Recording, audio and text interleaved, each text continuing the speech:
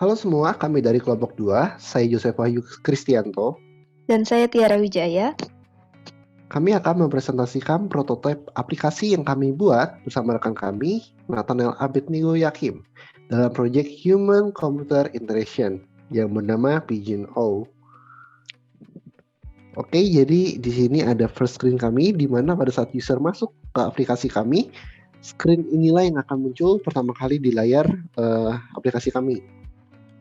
Lalu berikutnya di sini ada login screen, di mana user bisa mengisi email dan password yang sudah terdaftar pada akun yang sudah terdaftar, dan user bisa masuk. Tapi user kalau bagi yang belum pernah daftar, bisa ke register screen dulu dengan mengklik register button yang ada di layar. Nah, di register form ini, user bisa mengisi full name, email, password, dan bisa mengkonfirmasi password yang akan dibuat. Setelah sudah merasa semua informasi setelah diisi dengan tepat, maka user bisa klik button register now.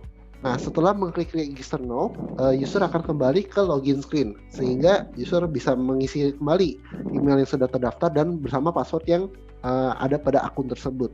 Lalu user bisa klik login.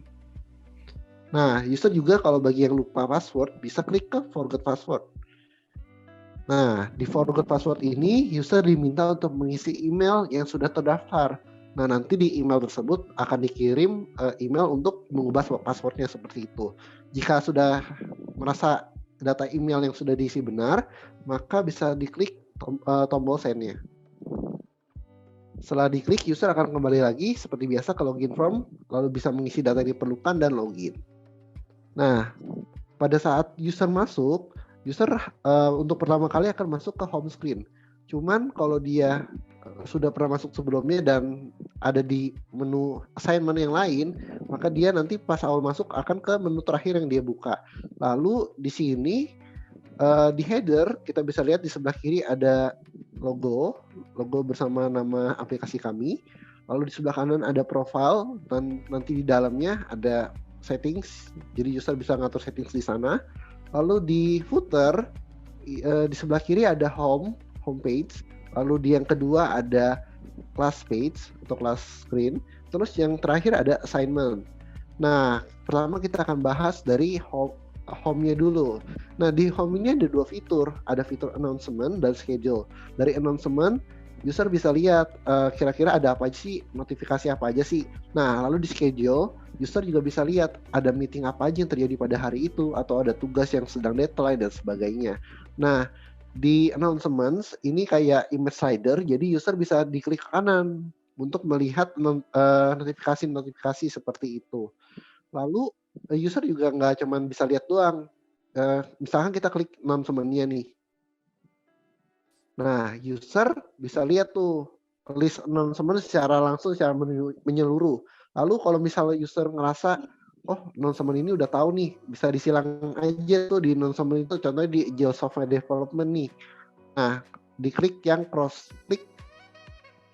Nah, atau user ngerasa, oh udah baca semua announcement, user bisa langsung pencet tombol delete all. Kayak gitu. Lalu user tinggal klik cross untuk kembali ke homepage seperti itu. Lalu berikutnya yang kedua saya akan langsung jelasin ke assignment dulu.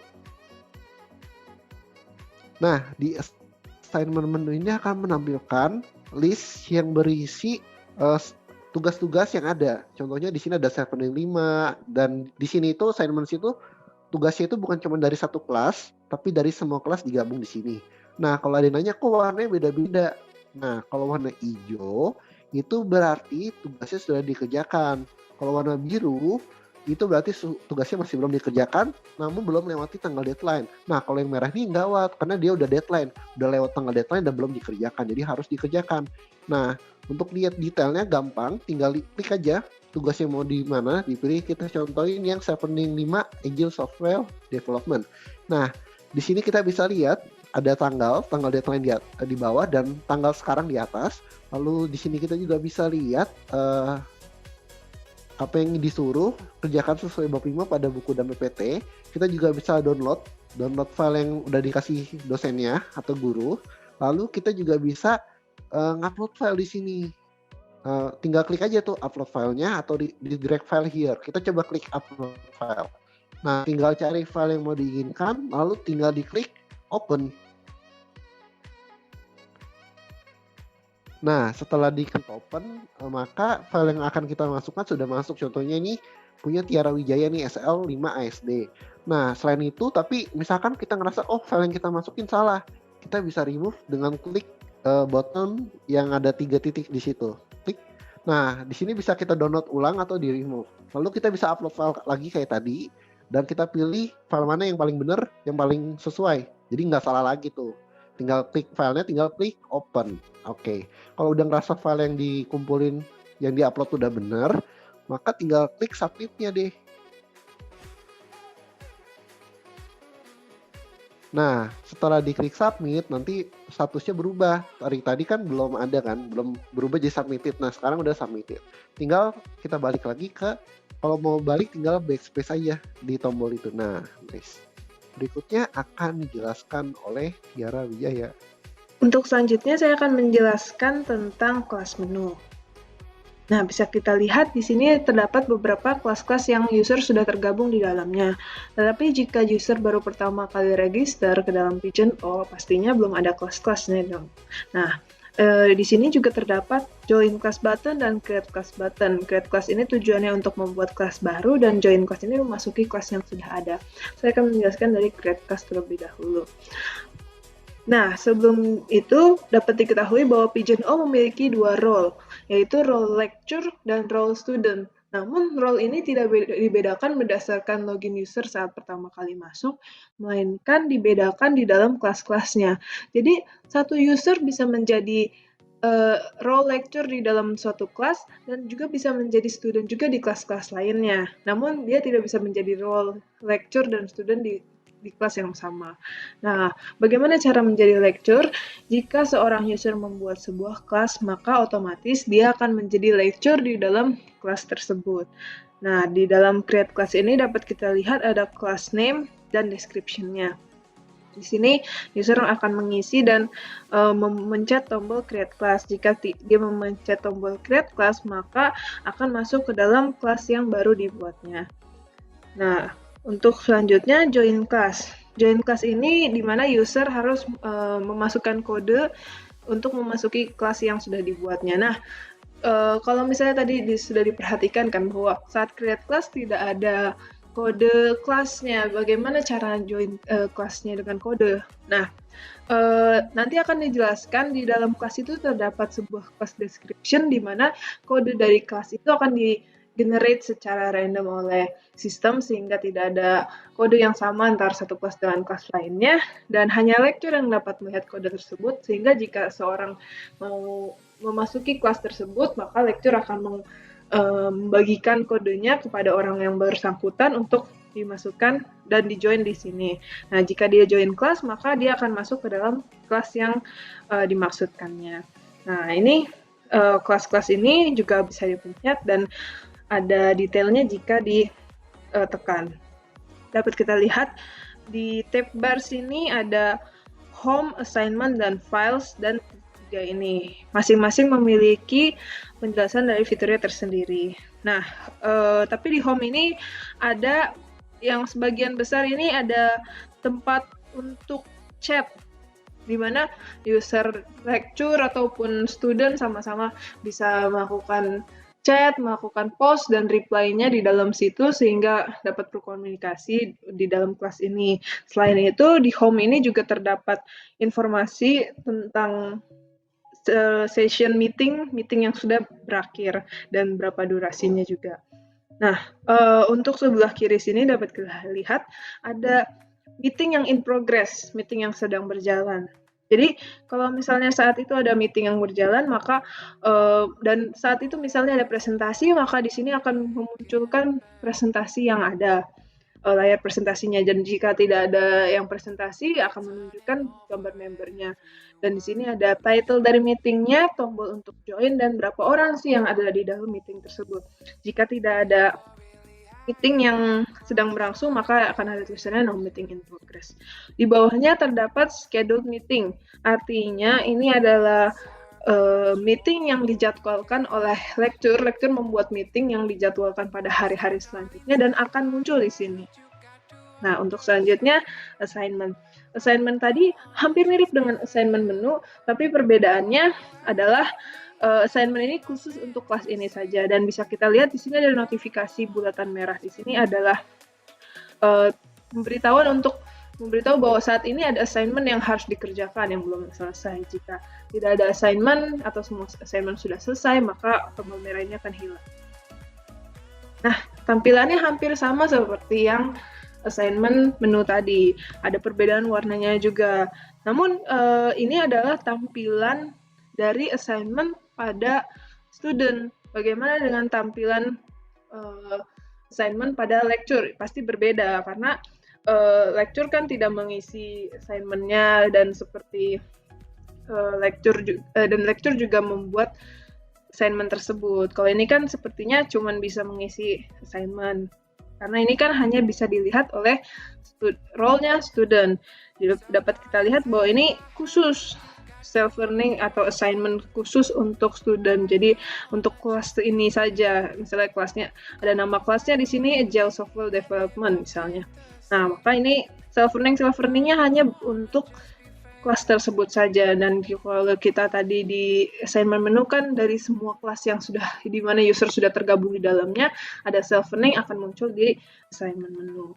Nah, kalau kita pencet salah satunya juga, nah detailnya hampir sama seperti detail yang tadi, detailnya assignment menu.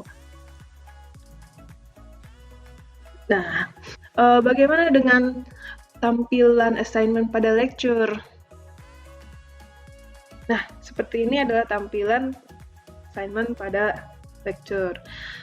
Dapat kita lihat warnanya juga berbeda, ada 2 warna saja, di mana warna yang biru tua ini berarti ada assignment yang sedang berlangsung dan belum semua student di dalamnya yang submit ke dalam assignment tersebut, belum semuanya menyelesaikan assignment tersebut.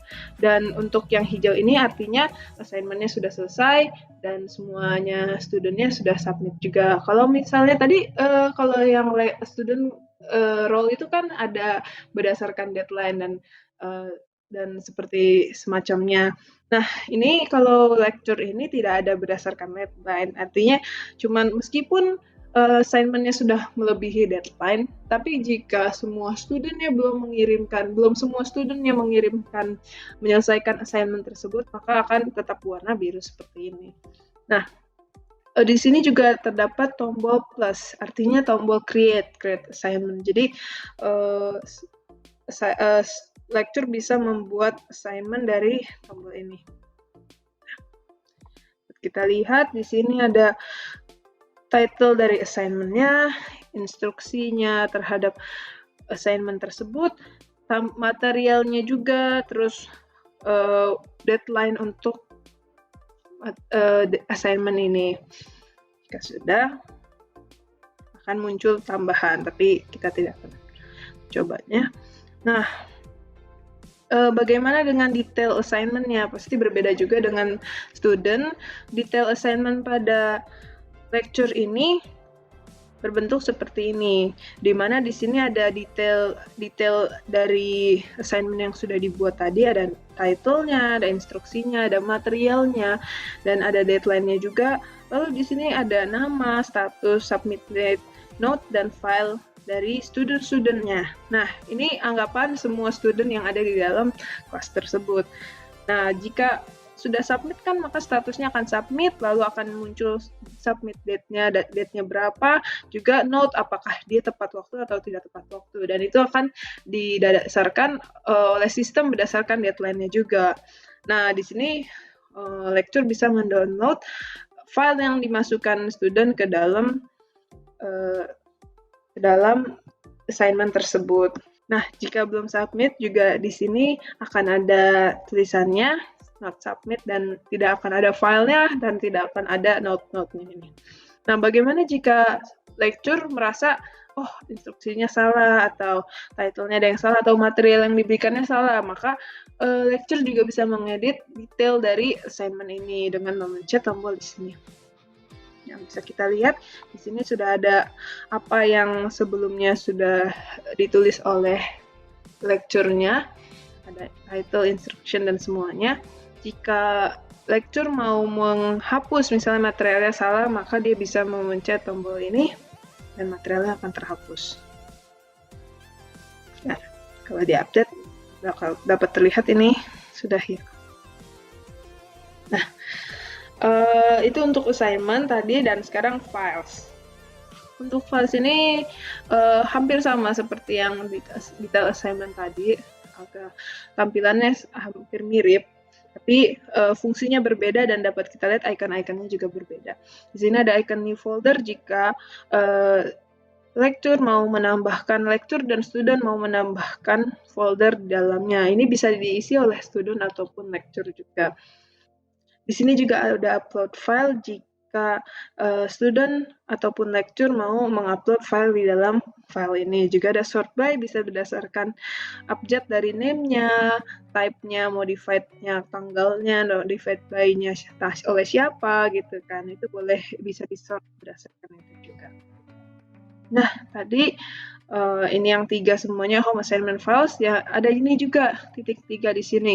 Apa sih titik 3 di sini? Nah, ini class description seperti yang sudah disinggung pada awal tadi, di mana lecture bisa melihat kode kelasnya dari class description ini. Tapi yang kita lihat di sini kan mana kodenya? Tidak ada, karena ini adalah tampilan dari role student untuk melihat class description, di mana dia hanya bisa melihat title-nya, image yang digunakan oleh kelasnya ini, dan tanggal berapa kelasnya ini dibuat, description yang tadi yang dibuat oleh lecture terhadap kelas ini, juga member-member yang ada di dalam kelas ini, ada lecture dan studentnya juga. Nah, untuk tampilan yang tampilan yang muncul di dalam role lecture adalah seperti ini. Di sini hampir sama seperti yang class description pada student tadi, ada title-nya, ada detailnya juga, tetapi ada tambahan di sini, ada kodenya. Jadi lecture bisa melihat kodenya di sini. Selain itu, jika lecture merasa ada yang salah, misalnya namanya atau description-nya, maka lecture bisa memencet tombol ini dan mengedit description-nya tadi. Namun kodenya tidak bisa diubah, dan kapan pertama kali kelasnya dibuat juga tanggalnya tidak akan berubah. Selain itu, perbedaannya juga terdapat pada member di dalam class description ini. Dapat kita lihat di sini lecture seperti biasa, ada seperti ini, tetapi member ini, student ini, ada tombol di sini. Tombol di sini ini gunanya adalah untuk menambahkan student menjadi lecture. Jadi ada 2 cara untuk seseorang user menjadi lecture di dalam kelas itu. Pertama, membuat kelasnya sendiri, atau ditambahkan oleh seorang lecture menjadi lecture di dalam kelas tersebut. Jadi misal satu lecture ini ingin menambahkan Joseph Wahyu menjadi lecture, maka dia akan memencet tombol di sini dan dia akan menjadi lecture juga. Lalu Joseph Wahyu ini akan mendapatkan privilege yang sama dengan lecture-lecture lainnya. Selanjutnya, saya akan menjelaskan saat user memasuki sebuah meeting yang sedang berlangsung. Saat memasuki meeting untuk pertama kali, layar pada aplikasi akan menunjukkan verifikasi kehadiran berupa video atau face recognition. Jika sistem menangkap wajah user pada face recognition, maka sistem akan menyetujui verifikasi dan menampilkan status verified di sini. Jika user memiliki kendala terhadap face recognition, maka ada satu mode lagi untuk memverifikasi. Ada kehadiran user, yaitu dengan menggunakan password. Dapat kita lihat di sini ada tombol password. Nah, saat user belum mengisi password, maka sistem tidak akan menyetujui kehadiran user, dan user tidak dapat melanjutkan masuk ke meeting. Di sini akan muncul status not verified. Nah, saat user sudah mengisi sistem, maka sistem akan melakukan verifikasi, dan jika password sesuai, maka akan muncul status verified di sini. User dapat masuk dengan menekan spacebar. Nah, ini adalah tampilan dari meeting yang sedang berlangsung. Di sebelah sini terdapat terdapat layar yang sedang dipresentasikan, dan di sini terdapat member-member yang ada di dalam meeting tersebut. Jika tidak ada presentasi, tidak ada presentasi yang sedang ditampilkan, maka member-member ini wajahnya akan muncul di sini dengan bentuk galeri. Di sini juga ada judul presentasinya. Di sebelah sini terdapat chat pada meeting. Jadi saat meeting berlangsung, member-member di dalam meeting tersebut dapat melakukan komunikasi juga. Nah, selain itu, user juga dapat melihat partisipan di dalam meeting tersebut. Di sebelah sini juga terdapat icon-icon seperti meeting pada umumnya. Nah, ini adalah tampilan partisipan yang dilihat oleh role user, di mana user role student, di mana role student bisa mencari partisipan-partisipan lainnya melalui nama mereka. Juga di sini terdapat list-list dari semua partisipan yang ada di dalam meeting tersebut. Nah, bagaimana dengan tampilan partisipan pada role lecture? Dapat dikatakan berbeda dikarenakan role lecture dapat melihat attendance dari user student yang masuk ke dalam meeting tersebut, sehingga lecture bisa mengisi attendance pada pembelajaran lecture tersebut. Nah, seperti ini adalah tampilan partisipan oleh role lecture. Di sini terdapat tombol attendance. Jika ditekan, maka akan menunjukkan list-list dari attendance yang sudah diisi. Di sebelah sini ada nama-nama, anggap ini semua anak yang sudah ada di dalam meeting tersebut. Ini nama yang anggap ini nama semua member yang ada di dalam kelas tersebut. Di sini juga terdapat detail dari kelas yang ada nama kelasnya, image-nya, juga ada judul dari meeting yang sedang berlangsung dan tanggal hari ini. Di sini juga terdapat name, mode, time, note, dan status. Di mana mode ini seperti tadi ada dua, ada face recognition ataupun password. Kalau strip berarti dia belum mengisi atau belum masuk ke dalam meeting tersebut. Nah, time ini untuk menunjukkan kapan user ini masuk ke dalam meeting ini. Bisa dilihat sesuai jamnya, dan note ini untuk menunjukkan bahwa jika semisal kelasnya itu jam 8:30, maka menunjukkan bahwa apakah dia masuknya on time ataupun late, atau kalau dia belum masuk sama sekali berarti termasuk ke dalam skip. Dan status ini hanya untuk melihat siapakah yang sudah mengisi attendance atau belum, karena maupun late atau on time, jika dia sudah mengisi, bentuknya akan checklist seperti ini. Jika dia masih belum mengisi, maka bentuknya akan silang seperti ini. Ini untuk mempermudah menemukan student yang membolos meeting. Nah, ini sudah dari meetingnya. Jika user atau student keluar dari meeting tersebut setelah pertama kali masuk, maka saat masuk lagi untuk kedua kalinya, user tidak perlu lagi mengisi attendance ke dalam meeting tersebut karena tadi sudah terisi. Semua menu-menu di footer ini sudah dijelaskan. Sekarang terakhir kita akan menjelaskan tentang profile. Nah, di sini kan ada profile tadi, ada gambarnya dan ada nama kita. Tapi jika diklik di sini, maka akan masuk ke My Profile. My Profile, dan ada setting-settingnya juga di sini. My Profile dan setting ini dibagi menjadi 4 bagian juga. Ada account, security, notification, calls and message, dan semuanya ini memiliki setting-setting yang seperti pada umumnya.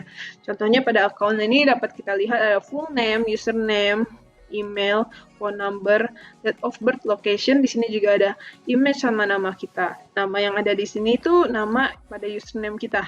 Loh, tapi kalau dilihat lagi, tadi kan pas register belum ada mengisi full username-nya ataupun phone number atau date of birth atau location-nya. Tadi cuman mengisi email dan full name-nya dan password-nya kan.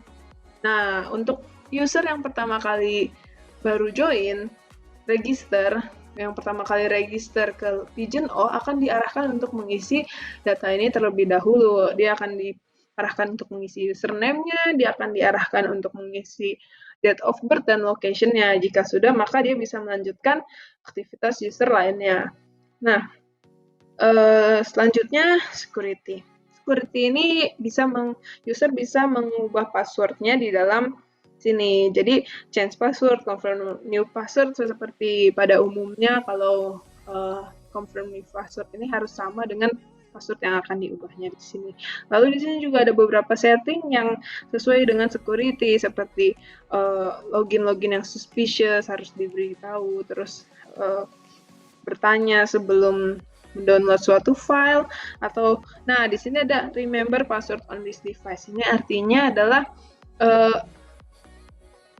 aplikasi Pigeon.io ini akan mengingat device apa yang digunakan oleh user untuk tetap menyimpan data login user di dalam device ini. Maksudnya seperti apa? Nah, misalnya nih, kita mau logout sebelum kita remember password. Nah, kita akan kembali ke login form lagi, tetapi kan di sini kosong, passwordnya kosong, dan user harus mengisi email dan passwordnya lagi dong. Nah, perbedaannya jika user mengklik tombol ini, remember password, dan diupdate, maka setelah di logout dapat kita lihat email dan passwordnya ini akan tetap ada di sini untuk device ini saja. Jadi untuk device lainnya tidak, cuman untuk device ini saja aplikasi akan mengingat ini device yang digunakan oleh user dan di remember, maka user tidak harus lagi mengisi email dan passwordnya lagi ke dalam sini. Nah, untuk selanjutnya notification, seperti setting-setting notifikasi pada umumnya. Untuk menunjukkan notifikasi, biasanya pada banner muncul di sini ya, informasi notifikasi, atau menunjukkan suara pada notifikasi, atau biasa seperti meeting started, mention post, atau apapun akan masuk ke dalam notifikasi atau tidak. Ini bisa dipencet on atau off.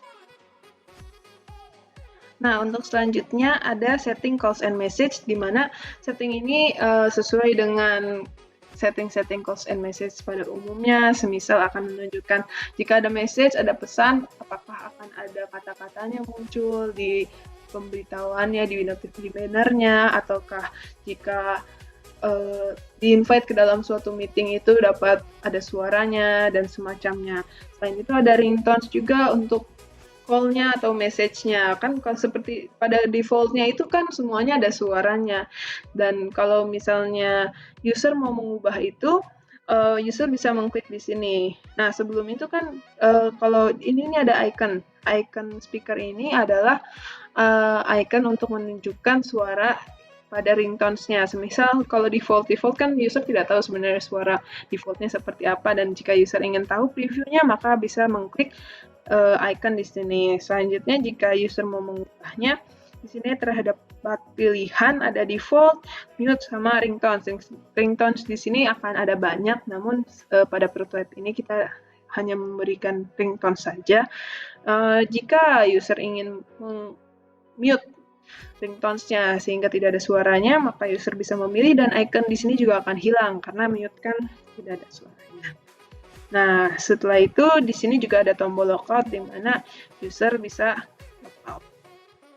Nah, sekian penjelasan dari kelompok kami tentang aplikasi Pigeon.io. Itu semua sudah fitur-fitur yang ada di dalam aplikasi Pigeon.io ini. Mungkin belum sempurna dan masih banyak hal yang kurang. Namun bila ada kesalahan atau sesuatu yang kurang, kami mohon maaf. Terima kasih atas perhatiannya. Mengucapkan terima kasih.